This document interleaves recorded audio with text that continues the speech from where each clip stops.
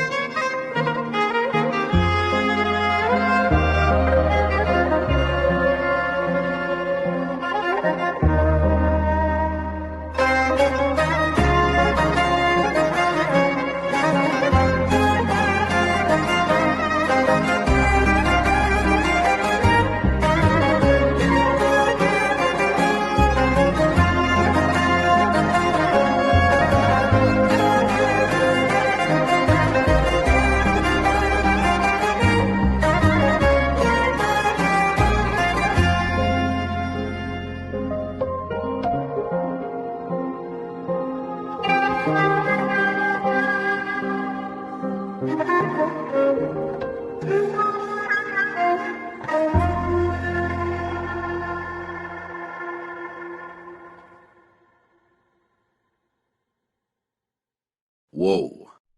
Most of these images were taken during the World's Fairs of the 19th century and at the turn of the 20th century. Any electrician will testify to just how impossible illumination in this time period and on this scale would be. What an absolute nightmare to wire. But they didn't need complex wiring, did they? How did they have moving sidewalks during this period? We also see this technology on display in the burgeoning American amusement parks of the early 20th century. There is a reason they called them electric parks. In fact, the reference to electricity can be found everywhere amongst repurposed old world sites, even in the unlikeliest of places. Even in this transition phase of the reset, these environments look glorious. This is with most of the water grid already destroyed. Just imagine what they were able to achieve. So many of the major